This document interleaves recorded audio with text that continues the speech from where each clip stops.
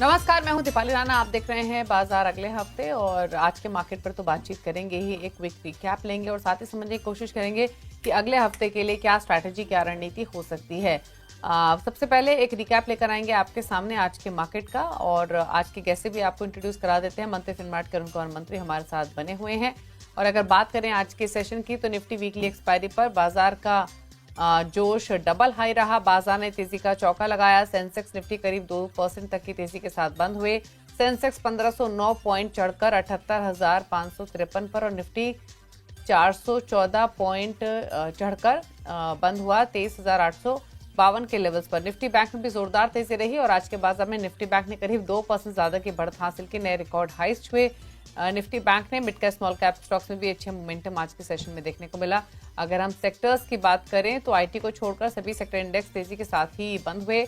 Banking, infra, oil and gas stocks में सबसे ज्यादा तेजी आज के कारोबार में देखने को मिली। फार्मा, एनर्जी, ऑटो इंडेक्स भी हरे निशान में बंद हुए आज के सेशन में। एफआईज ने खरीदारी की है 4,667 करोड़ की। डीएस ने बिकवाली की है 2,006 करोड़ की। हालांकि अगर आप पूरे ही अप्रैल की बात करेंगे तो अप्रैल में एफआईज ने अब तक क्या किया है वो एक आंकड़े आपके सामने लेकर आते हैं और डीआईज के आंकड़े कैसे रहे हैं सो फार अप्रैल तक, जो भी सेशंस अब तक गए हैं। और अगर अब तक के आंकड़े आप देखेंगे तो एफआईज ने अप्रैल में 16 अप्रैल तक 24,640 करोड़ के आसपास की बिकवाली की है। वहीं डीआईएज ने लगभग 23,132 करोड़ की खरीदारी की है। अब अगर हम बाकी चीजें देखें यानी 16 अप्रैल और पिछले 2-3 इनफैक्ट इस हफ्ते के अगर आप आंकड़े देखेंगे 15 अप्रैल, 16 अप्रैल या 17 अप्रैल तो यहाँ पर एफआईज की तरफ से जो आंकड़े रहे हैं वो खरीदारी के रहे हैं। 6,000 करोड़ की बैंक 15 अप्रैल को हुई, 16 अप्रैल को खरीदारी हुई 3,936 करोड़ के आसपास की। डीआईएस ने हालांकि इन दोनों सेशंस में थोड़ा थोड़ा मुनाफा समेटा है। 1,951 करोड़ की बिकवाली हुई उनकी तरफ से 15 अप्रैल को। 16 अप्रैल को 2,512 करोड़ की बिकवाली हुई। तो इस हफ्ते के लिए एफआईज जो है इस हफ्ते वो लौटते हुए दिखाई दिए और ये तीनों ही सेशंस तेजी के रहे हैं। आज की बाइंग आप देखिए 4,667 करोड़ की बाइंग की है। डीआईएस ने 2,006 करोड़ की, यानी 15 अप्रैल से पहले पहले तक बिकवाली होती हुई दिखाई दी मोरलेस, लेकिन अब वापस से खरीदारी के नंबर्स आते हुए दिखाई दी। तो ये हफ्ता तो एटलीस्ट पॉजिटिव रहा एफआईज फ्लोज के हिसाब से। बाकी नेक्स्ट हफ्ता देखना होगा क्योंकि हफ्ता छोटा भी था, छुट्टियां थी क्योंकि लेकिन इंपॉर्टेंट है। एक बार लेकर आते हैं आपके सामने बैंक निफ्टी भी, क्योंकि बैंक निफ्टी का काफी बड़ा रोल रहा है इन 3 सेशंस की तेजी में। और यहाँ पर पार्टिसिपेशन अब देखिए, ये सिर्फ आप आज के फिगर्स देख रहे हैं। अगर आप इस हफ्ते तीनों दिनों के तीनों सेशंस के मोमेंटम देखेंगे तो बैंक निफ्टी ने एक आउट परफॉर्मेंस दिखाई है और बैंक निफ्टी का काफी बड़ा हाथ रहा है निफ्टी को ऊपर की तरफ ले जाने में। बैंक निफ्टी ने नया शिखर आज जो पहले बनाया था वो 54,467 का बनाया था और आज भी काफी स्ट्रांग मोमेंटम रहा बैंक निफ्टी में। रिकॉर्ड हाइस के नजदीक पहुंचा और प्रीवियस जो हाइस थे वो हमने 26 सितंबर को बनते हुए देखे थे। तो 137 सेशंस लगे और उसके बाद बैंक निफ्टी पर नया शिखर आज बनते हुए दिखाई दिया, टच किया, उसके बाद उन स्तरों से थोड़ा सा नीचे आकर बंद हुआ आज के सेशन में। इंपॉर्टेंट ये है कि अगर आप इस बैंक निफ्टी की तेजी को देखेंगे तो उसमें जो पार्टिसिपेशन रहा है वो प्राइवेट बैंक्स का ज्यादा रहा है, फिर चाहे वो आईसीआईसीआई बैंक हो, एचडीएफसी बैंक हो या कोटक महिंद्रा बैंक क्यों ना हो, क्योंकि पिछले हाइस से लेकर अब तक के आउट परफॉर्मर ये स्टॉक्स रहे हैं। और हालांकि छोटे बैंक्स की तरफ से पार्टिसिपेशन नहीं रहा। दिग्गज प्राइवेट बैंक्स ने लीड किया है इस रैली को। IndusInd bank, AU bank, IDFC first bank, Canara, axis, PNB, SBI, bank of Baroda, ये फिर भी लेगार्ड्स रहे हैं अगर आप प्रीवियस हाई से इस हाई तक की जर्नी को कंपेयर करेंगे। लेकिन डेफिनेटली प्राइवेट बैंक्स, दिग्गज प्राइवेट बैंक्स आउट परफॉर्मर रहे हैं इस सेशन में। अब लेते हैं स्ट्रैटेजीज और समझने की कोशिश करते हैं कि आगे के लिए क्या रणनीति आपकी होनी चाहिए और अगले हफ्ते के लिए एक ट्रेड लेने की कोशिश करते हैं। हमारे साथ आज के मेहमान मौजूद है अरुण कुमार मंत्री। अरुण नमस्कार। बताइए पहले तो शानदार मोमेंटम बैंक निफ्टी में इस पूरे ही हफ्ते रहा, अगले हफ्ते के लिए क्या आउटलुक है निफ्टी बैंक निफ्टी दोनों पर? देखिए, गुड इवनिंग दीपाली जी। देखिए, 2 इंडेक्स तो ऑलरेडी ऑल टाइम हाइस पे है। पहले फिन निफ्टी ऑल टाइम हाई पे गया, आज बैंक निफ्टी लगभग ऑल टाइम हाई के पास था, 40-50 पॉइंट दूरी अब रह गई है। वो तो मुझे लग रहा है निफ्टी में भी मोमेंटम बनना चाहिए। एक इंडेक्स है निफ्टी आईटी जो निफ्टी को नीचे रख रहा है, उसी वजह से निफ्टी ने अभी तक अपना ऑल टाइम हाई लगाया नहीं है, पर मेरे को लग रहा है वहां पे भी एक मोमेंटम बनेगा। इंफोसिस के रिजल्ट थोड़े बहुत खराब आए तो उसका थोड़ा असर हो सकता है मंडे के सेशन में देखने को मिले, पर क्लियरली बुलिश मोमेंटम है। निफ्टी और बैंक निफ्टी दोनों ही अच्छे लग रहे हैं। निफ्टी में एक छोटा रेजिस्टेंस 23,800 के आसपास था, अब लगभग उसी के ऊपर ट्रेड कर रहा है। तो मुझे लग रहा है निफ्टी भी 24,200 24,400 की तरफ बढ़ रहा है और नेक्स्ट वीक मेरे को लग रहा है 24,250 24,300 वहां तक के टारगेट्स निफ्टी में क्लियरली नजर आ रहे हैं। नीचे में स्ट्रॉन्ग सपोर्ट 23,500 पे है। पुट राइटिंग भी वहां पे नेक्स्ट वीक की सीरीज में काफी अच्छी नजर आ रही है। तो क्लियरली बाय ऑन डिप्स है, अगर थोड़ा ऊपर भी खुलता है तो मोमेंटम कैरी रहेगा। नेक्स्ट वीक के टारगेट 24,200 24,300 तक देखने को मिल सकते हैं। ओके, अच्छा, स्टॉक स्पेसिफिक अगले हफ्ते के लिए, अगले सेशन के लिए क्या रिकमेंडेशंस रहेंगी? देखिए स्टॉक्स काफी अच्छे लग रहे हैं। मिड कैप स्मॉल कैप में फिलहाल वो मोमेंटम देखने को नहीं मिला, पर मेरे को लग रहा है next week mid cap small cap में भी मोमेंटम कैच आउट होना चाहिए। तो पहला स्टॉक IRCTC में बाई करने की सलाह रहेगी। 768 के आसपास चल रहा है, इसको बाई करें। 754 का स्टॉप लॉस लगाएं और 798 तक मुझे लग रहा है इस स्टॉक में मोमेंटम बन सकता है। दूसरा स्टॉक अगेन एक दिग्गज two wheeler company Bajaj auto रहेगा। बजाज ऑटो में फिलहाल मोमेंटम बना नहीं है, पर मेरे को लग रहा है इसमें भी एक बड़ा करेक्शन होने के बाद अच्छी मोमेंटम देने की तैयारी है। तो 8,005 के आसपास बाई करें। 7,883 का स्टॉप लॉस लगाएं और 8,244 का टारगेट रखें। मेरे को लग रहा है दोनों ही स्टॉक्स में अच्छा ब्रेकआउट देखने को मिला है और दोनों ही अच्छा रैली कर सकते हैं। ओके, चलिए, तो कुछ ट्रेड्स भी आपको रेकमेंड किए गए हैं, आप स्ट्रैटेजी बना सकते हैं अगले हफ्ते के लिए। अब बात करते हैं क्वेश्चंस की, और बात करते हैं पहले व्यूअर के साथ। SK गुप्ता हमारे साथ हैं मेरठ से। गुप्ता साहब नमस्कार, बताइए सवाल। नमस्कार मैडम। मेरे जो है दो सवाल हैं। एक तो 16 विनयार्ड के लिए है, 20 शेयर है मेरे पास, 446 के एवरेज के। और दूसरा सवाल है ये टाटा एलेक्सी पर 22 शेयर हैं, 6400 रुपए के एवरेज के हिसाब से। इनमें मुझे क्या करना चाहिए? ठीक है, टाटा एलेक्सी तो डिसअपॉइंटमेंट दी है इसने। 10,000 तक जो स्टॉक पहुंचा हो और अब वापस 5,000 के नीचे स्लिप हो गया हो, तो डिसअपॉइंटमेंट तो इस स्टॉक की परफॉर्मेंस से रही है। अब क्या करना चाहिए? टाटा एलेक्सी 6400 की बाएंगे, वो भी एवरेज बाएंगे, और 16 वाइन यार्ड में 446 की खरीदारी है। क्या सजेशंस? ये दोनों ही स्टॉक जो भी इन्होंने बाई किए हैं, सूला और टाटा एलेक्सी, दोनों ही डाउन ट्रेंड में है। तो क्लियरली करेक्शन के शिकार मुझे लग रहा है दोनों स्टॉक होते हुए नजर आ रहे हैं। सूला का चार्ट थोड़ा बेटर है, वेस्ट फॉर्मेशन 250 260 के आसपास बनता हुआ नजर आ रहा है। तो मेरे को लग रहा है बाउंस आ सकता है 320 340 तक बाउंस अगर मिलता है स्टॉक में, तो स्टॉक से निकल जाने की राय रहेगी। कोई नई खरीदारी की सलाह नहीं है क्योंकि ट्रेंड अभी भी डाउन है। सिमिलर व्यू टाटा एलेक्सी का भी रहेगा। टाटा एलेक्सी का ट्रेंड ज्यादा नीचे का नजर आ रहा है, कोई रेस्पाइट नहीं है, continuous lower highs lower lows का रुझान है। ज्यादा उछाल की मेरी एक्सपेक्टेशन नहीं है। 50 to 100 भी अगर मिलता है तो एक बार का एग्जिट करें। स्टॉक में कोई मोमेंटम बनता हुआ नजर नहीं आ रहा। स्टॉप लॉस जरूर लगाएं 4750 के आसपास। 4750 एक वीकली सपोर्ट है, उसका स्टॉप लॉस लगाएं। 50 to 100 5400 भी आता है तो स्टॉक से एक बार का निकल जाए। ओके, बात करते हैं पवन से। अगले व्यूअर है हमारे साथ सवाल पूछने के लिए और हमारे साथ कनेक्टेड है जयपुर से। पवन नमस्कार, पूछिए अपना सवाल। नमस्कार मैम, मेरे पास ICICI बैंक है और 30 शेयर हैं, 730 की खरीद है। ठीक है, तो 730 की बाएंगे और शानदार मुनाफे में आप, ऑलमोस्ट डबल हो गया स्टॉक। वैसे इन्वेस्टमेंट के हिसाब से लिया होगा आपने ये शेयर तो? हाँ मैडम। क्या करना चाहिए, ले मुनाफा या होल्ड रखें?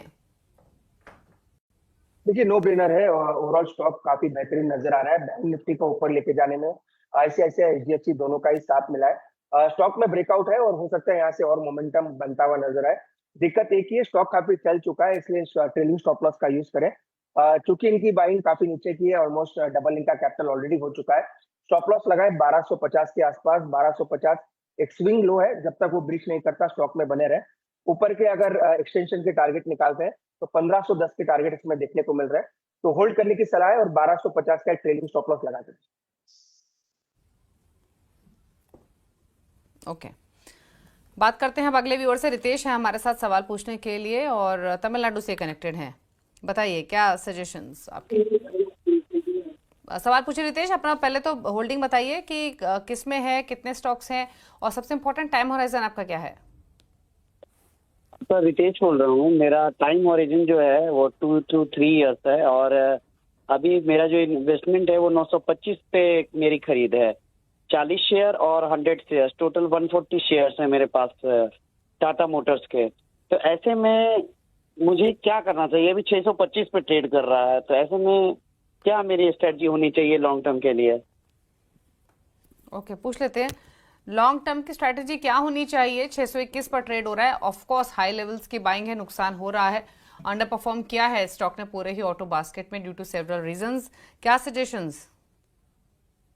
देखिए, डेफिनेटली होल्ड करने की सलाह है। ये हमने यूनिवर्सल राय बना के रखी है क्लियरली टाटा मोटर में, क्योंकि ओवरऑल दिग्गज कंपनी है और वीकली सपोर्ट अभी तक ब्रीच नहीं किया है। टेक्निकली भी अच्छा है, 550 600 के आसपास मजबूत सपोर्ट है। अगर ये एवरेज कर सकते हैं, कैपिटल लगा सकते हैं, तो डेफिनेटली एवरेज करके चले, ताकि इनका बाइंग प्राइस जो है थोड़ा नीचे आता हुआ नजर आए। मुझे लग रहा है ओवरऑल स्टॉक फिलहाल शॉर्ट टर्म में नेगेटिव है, पर मीडियम टर्म ट्रेंड अभी भी पॉजिटिव है। और थोड़ा अगर रुझान सुधरता है तो वापस मुझे लग रहा है स्टॉक 700 से 750 तक की जर्नी वापस एक बार का ऊपर में जा सकता है। तो अगर एवरेज करना चाहे तो कर सकते हैं। स्टॉप लॉस अगर नीचे में लगाना चाहे तो 550 के आसपास एक मजबूत सपोर्ट है, उसका स्टॉप लॉस जरूर मेंटेन करें। ऊपर में पहला टारगेट 720 और 750 का रहेगा। अगर एवरेज करना चाहे तो भी इस लेवल के आसपास कर सकते हैं। एवरेज कर सकते हैं लेवल्स के आसपास, लॉन्गर टर्म मीडियम टर्म बेहतर दिख रहा है स्टॉक। बात करते हैं अगले व्यूअर से। अनिल सक्सेना है दिल्ली से। अनिल जी नमस्कार, पूछिए सवाल। मैडम नमस्कार, मेरे पास स्विगी के 60 शेयर हैं 496 के रेट पे, और ये लिस्टिंग के बाद से ये कमजोरी होता आ रहा है, क्या करें इसमें? पूछ लेते हैं। 150 रुपए से ज्यादा का नुकसान हो रहा है पर स्टॉक, 340 पर बंद हुआ क्योंकि बाइंग 500 के नजदीक की है। क्या सजेशन अरुण? क्लियरली अगेन इसका ट्रेंड भी डाउन है, स्टॉप लॉस जरूर मेंटेन करें। कोई एवरेजिंग या ऐड करने की सलाह नहीं है, क्योंकि जितना भी चार्ट अवेलेबल है, क्योंकि चार्ट काफी कम टाइम का अवेलेबल है, पर 300 का एक सपोर्ट है, उसका स्टॉप लॉस जरूर लगाए। कोई एवरेजिंग की सलाह नहीं है, क्योंकि ट्रेंड अभी भी नीचे का है। ऊपर में अगर मोमेंटम बनता है तो 390 और 400 ये मैक्स टारगेट मुझे नजर आ रहे हैं। अगर उसी के आसपास भी आता है तो स्टॉक से निकल जाए। नीचे में 300 रुपए जो रिसेंट लोज है, उसका स्टॉप लॉस जरूर मेंटेन करें। अगर उसके नीचे जाता है तो भी स्टॉक से निकल जाने की राय है। ओके, रोहन से बात करते हैं, वडोदरा से हमारे साथ है रोहन। नमस्कार, पूछिए सवाल। हाँ जी नमस्कार। मेरे पास IDFC के 12,000 शेयर हैं 63 रुपीज के, और HDFC बैंक के 975 शेयर हैं 1739 रुपीज। क्या करना चाहिए? एक साल का मेरा व्यू है, अब इस तरह से आगे बढ़े। साल भर का व्यू है। HDFC बैंक 1740 के आसपास की खरीदारी, IDFC फर्स्ट बैंक है 12,000 स्टॉक 63 की इनकी बाइंग है। HDFC बैंक में तो शानदार मुनाफे में है ये, IDFC फर्स्ट बैंक इनके भाव के आसपास ही है, लेकिन साल भर रख सकते हैं। क्या करें दोनों ही शेयर्स में? अगेन HDFC बैंक में तो अगेन सैटरडे को रिजल्ट्स भी आने हैं, टेक्निकली काफी स्ट्रॉन्ग नजर आ रहा है। अगेन बैंक निफ्टी को ऊपर लेके जाने में दूसरा हाथ HDFC बैंक का ही है, और ये स्टॉक भी मुझे लग रहा है 2000 की तरफ वापस बढ़ता हुआ नजर आ रहा है। तो 2000 तक के टारगेट्स के लिए होल्ड करें। ऊपर में टारगेट्स फिलहाल 2000 तक के आ रहे हैं, वहां पे आता है तो एक बार का आप कह सकते हैं, अगर मार्जिनल प्रॉफिट बुक करना चाहे तो भी कर सकते हैं। IDFC फर्स्ट बैंक में स्टॉप लॉस जरूर मेंटेन करें। टेक्निकली ब्रेकआउट देखने को मिला है 58 रुपए के आसपास, मल्टीपल मूविंग एवरेजेस है, क्योंकि इनके पास मेरे ख्याल से 12,000 क्वांटिटी के आसपास है। क्वांटिटी ज्यादा है, स्टॉप लॉस 58 का लगा के रखें। जहां तक टारगेट्स की बात है 68 और 69 ये दो टारगेट्स रहेंगे, उसी के आसपास आता है तो प्रॉफिट बुक कर लें, पर 58 का स्टॉप लॉस जरूर मेंटेन करें। ओके, गजेंद्र से बात करते हैं, नोएडा से हमारे साथ कनेक्टेड है। गजेंद्र जी नमस्कार, पूछिए सवाल। नमस्कार अर्चना जी, मैं जयपुर से गजेंद्र बोल रहा हूँ। मेरे पास में BSE के 120 शेयर है 120, और मेरी कॉस्ट 0 है, क्योंकि IPO के टाइम पे मैंने लिए थे और बोनस और स्प्लिट के बाद में मैंने कुछ प्रॉफिट बुकिंग किया था और कॉस्ट निकाल ली थी मेरी सारी। मेरे पास में अभी कितने शेयर्स हैं? 15 शेयर है जी। अभी कितने शेयर्स हैं फिर? अभी मेरे 120 बचे हैं। मेरे पास 150 थे, मैंने 30 बेच दिए थे 6080 के रेट पे, तो ऑलमोस्ट 0 रेट है मेरे पास BSE की। और अगला जो स्टॉक है मेरे पास में डिक्सन है, मेरे पास में 15 शेयर 3,451 रुपए की रेट है मेरे पास, और एक मेरे पास में ITC है 300 शेयर 168 की रेट पर। इन तीनों में मैं बहुत लंबा भी रख सकता हूँ, कोई प्रॉब्लम नहीं है, तो इसके बारे में जानना चाहता हूँ मैं सबसे। गजेंद्र जी, जो व्यूअर्स देख रहे होंगे ना ये शो और आपका सवाल सुन रहे होंगे, बहुत जेलस फील कर रहे होंगे आपसे। आपने 3 स्टॉक्स का नाम लिया और आप अपने बाइंग लेवल्स देखे जो आपने शेयर किए हैं। BSE आपका फ्री ऑफ कॉस्ट है, 120 शेयर्स हैं। डिक्सन टेक 3000 का बाइंग है, और अब आपने जिक्र किया ITC का 168। कमेंडेबल, कंग्रेचुलेशंस इतनी अच्छी होल्डिंग्स के लिए और इतने अच्छे प्रॉफिट्स के लिए। अब आपका सवाल क्या है? मतलब इतने अच्छे प्रॉफिट में तो है, जानना क्या चाहते हैं कि रखें अभी भी या ले लें प्रॉफिट्स? एग्जैक्टली यही पूछना चाहते हैं या कोई और क्वेश्चन है? मैं डिक्सन को बेचना चाहता था जब ये अभी हाई पे गया था काफी, पर मैं नहीं बेच पाया इसको क्योंकि मन नहीं किया फिर। तो मैं जानना चाहता था कि क्या मेरा डिसीजन सही है ये। पूछ लेते हैं, बताइए क्या सजेशन, एक तो राय भी दीजिए इनकी तीनों पोजीशंस पर और डिक्सन टेक पे। जैसे इन्होंने कहा कि ये निकलना चाहते थे, निकल नहीं पाए, थोड़ा पीक से हल्का हुआ है स्टॉक, बट अब स्ट्रैटेजी जिसके साथ ही आगे बढ़ रहे हैं उसी के साथ रहें या कोई और व्यू? देखिए दीपाली जी, गजेंद्र जी को ऐसे कोई बड़ी सलाह की जरूरत नहीं है, खुद ही इतना अच्छा इन्वेस्टमेंट किया है और इन्वेस्टमेंट किया भी अच्छे स्टॉक्स में और काफी दिनों तक होल्ड भी किया है। और बीएससी में तो वैसा भी इनका कोई कॉस्ट है नहीं, तो बीएससी में डेफिनेटली होल्ड करने की सलाह रहेगी। यहाँ से भी मेरे को लग रहा है वापस नए पीक स्टॉक में बनते हुए नजर आएंगे। डिक्सन का थोड़ा चार्ट डिस्टर्ब है जो कि क्लियरली प्राइस पे भी नजर आ रहा है, तो डिक्सन मेरे को लग रहा है यहाँ से मोमेंटम अगर बनता है डिक्सन में मैक्स मुझे लग रहा है वापस 17,000 तक एक बार के वापस ऊपर के लेवल्स देखने को मिल सकते हैं। तो वहां पे अपना एक बार का कॉस्ट निकाल सकते हैं 17,000 के आसपास। ओवरऑल स्टॉक वो भी मोमेंटम में है, तो फिलहाल होल्ड करने की सलाह है। आईटीसी में भी कोई दिक्कत नहीं है, आईटीसी का भी चार्ट काफी मजबूत है। नो डाउट थोड़ा कंसोलिडेशन में है, पर अभी भी मुझे लग रहा है इसमें स्टीम बाकी है। ऊपर में 450 470 तक के लेवल्स आईटीसी में देखने को मिल सकते हैं, तो क्लियरली होल्ड करने की सलाह है। बीएससी आईटीसी में कुछ करने की इनको जरूरत नहीं है। डिक्सन में जरूर ये 17,000 के आसपास आता है, तो एक बार का अपना कॉस्ट जो भी है वो निकाल के बुक कर सकते हैं, बाकी होल्ड करने की ही सलाह है। ओके, बात करते हैं अब सिद्धार्थ से, दिल्ली से हमारे साथ कनेक्टेड है। सिद्धार्थ जी नमस्कार, पूछिए सवाल। हेलो, बताइए क्या सवाल है। मेरे पास गुजरात अंबुजा एक्सपोर्ट है, 1000 शेयर 168 की प्राइस। पहले मैंने आपसे एडवाइस ली थी आपकी चैनल से, उन्होंने 120 की टारगेट दिया था। ओके, अच्छा वो हासिल हो गए, तो अब जाना चाहते हैं फर्दर क्या करें, राइट? हाँ, अभी तो वो 120 तो अचीव हो गया है, अब नेक्स्ट मुझे क्या करना है आगे? ओके, पूछ लेते हैं अब। गुजरात अंबुजा एक्सपोर्ट्स 120 के टारगेट्स तो हासिल हो गए, लॉस तो इनका थोड़ा कम हुआ है, होल्ड रखें या कोई और व्यू? ये तो राइज आ सकता है दीपाली जी, ऊपर में मेरे को लग रहा है 135 और 138 ये इसका इमीडिएट टारगेट्स रहेंगे। तो 138 तक तो मुझे लग रहा है जाना चाहिए। एक ब्रेकआउट 118 के ऊपर देखने को मिला है, तो डेफिनेटली होल्ड करें, थोड़ा मोमेंटम अच्छा बना है और 140 138 तक के टारगेट देखने को मिल सकते हैं। नो डाउट इनके बाइंग प्राइस उससे भी ऊपर है, पर इनका लॉस जरूर मिनिमाइज हो सकता है। तो 138 140 के रिवाइज टारगेट रहेंगे, वहां तक होल्ड करने की सलाह है। क्योंकि स्टॉक ऊपर आ चुका है तो स्टॉप लॉस जरूर मेंटेन करें 118 के नीचे। 118 इसका 100 डे मूविंग एवरेज है, अगर उसके नीचे जाता है तो मोमेंटम फिजल आउट हो सकता है। तो 118 का स्टॉप लॉस जरूर मेंटेन करें। 138 140 वहां तक आता है तो स्टॉक से एक बार का एग्जिट लेना। ओके, सत्यम भांबा साहू भुवनेश्वर से हमारे साथ कनेक्टेड हैं। सत्य जी नमस्कार, बताइए क्या सवाल है आपका? मेरा पास 300 वोल्टास शेयर है, परचेज प्राइस है 1443।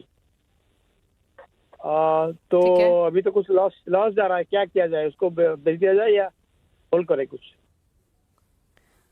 क्या सजेशन? अभी थोड़ा नीचे इनके भाव से, हालांकि अभी आपने कब खरीदा था ये स्टॉक? रीसेंट बाइंग है क्या ये, मार्च के आसपास की? 2 वीक्स बैक, 15 दिन पहले। अच्छा 15 दिन पहले लिया? हाँ 15 दिन पहले। हाँ, मैं वही एज्यूम कर रही हूँ कि रिसेंट बाइंग है, क्योंकि रिसेंटली इन्हीं लेवल्स के आसपास था, वहां से हल्का हुआ है। वो समर पीक डिमांड के एंटिसिपेशन में काफी चला था ये स्टॉक, बट अब क्या करेंगे, नीचे आ गया इनके भाव से। देखिए 1450 के आसपास इनकी बाइंग है। 25 मार्च से 30 मार्च के बीच में लगभग उसी के आसपास शायद इन्होंने खरीदा था। नीचे में एक सपोर्ट जरूर है 1220 के आसपास। तो स्टॉक अभी भी मजबूत है, नो डाउट थोड़ा स्टॉक गिरा है एक अच्छी रैली के बाद, पर स्टॉप लॉस के साथ मेंटेन करें, मोमेंटम वापस ऊपर का बन सकता है। फिलहाल मिड कैप पे मोमेंटम नहीं है, अगर मिड कैप पे मोमेंटम कैरी आउट होगा तो वोल्टास भी मेरे को लग रहा है अच्छा करना चाहिए। तो 1220 के आसपास स्टॉप लॉस मेंटेन करें। स्टॉप लॉस थोड़ा दूर है, पर स्टॉप लॉस उसी के आसपास बैठता है।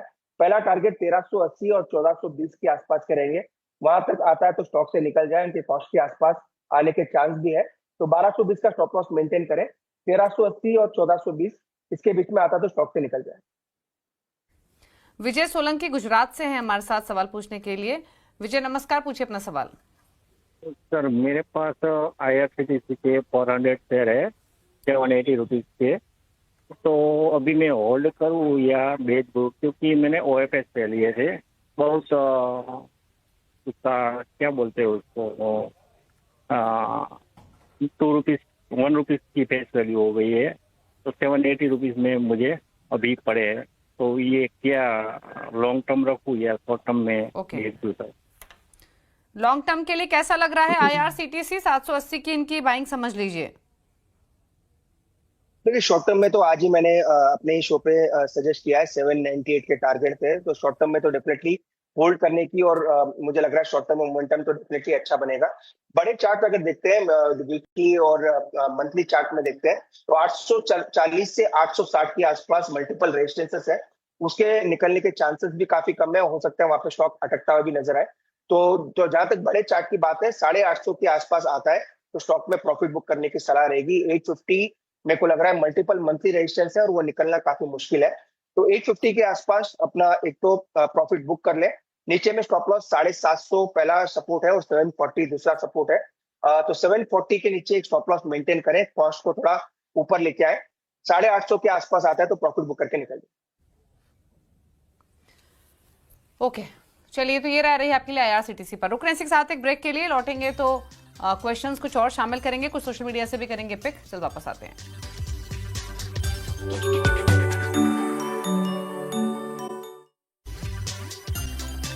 आप देख रहे हैं बाजार अगले हफ्ते। अरुण कुमार मंत्री हमारे साथ बने हुए, लेते हैं कुछ और क्वेश्चंस को। जयमिन अगले कॉलर हमारे साथ कनेक्टेड है गुजरात से। जयमिन नमस्कार, बताइए क्या सवाल है आपका? हाँ, मेरे पास चोलामंडलम फाइनेंस है with the rate of 1575, number of shares मेरे पास 97 है, तो क्या किया जाए इसमें? होल्ड करे, डिसेंट बाइंग है, शॉर्ट टर्म पर्सपेक्टिव से ले रहा। चोला फाइनेंस 1575 की बाइंग है, 300 रुपए का फायदे में है, हालांकि फिलहाल हर स्टॉक में 100 शेयर के आसपास है। क्या सजेशन अरुण? देखिए स्टॉक मजबूत है, ऊपर में 1640 तक मेरे को लग रहा है स्टॉक जाना चाहिए, मोमेंटम काफी स्ट्रांग है और फाइनेंशियल स्टॉक्स वैसे भी मेरे को लग रहा है फास्ट ब्रेकआउट देने के लिए तैयार है, तो डेफिनेटली होल्ड करें। 1640 का टारगेट रहेगा।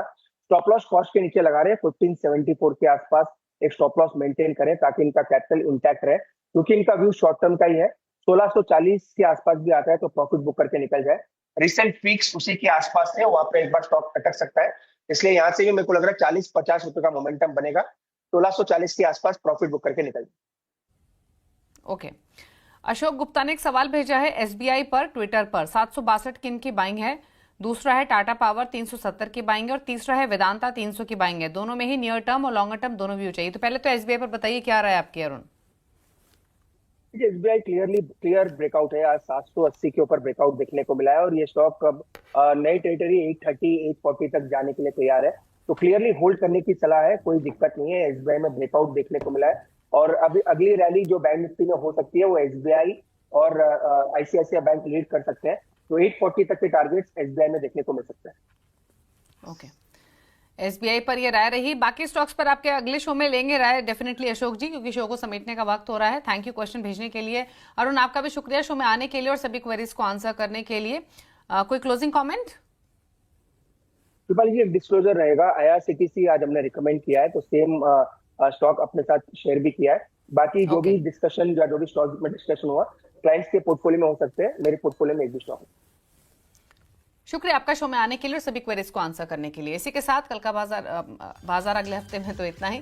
अगले हफ्ते फिर से मिलेंगे नए क्वेश्चंस के साथ, नई स्ट्रैटेजीज के साथ। हैप्पी वीकेंड, नमस्कार।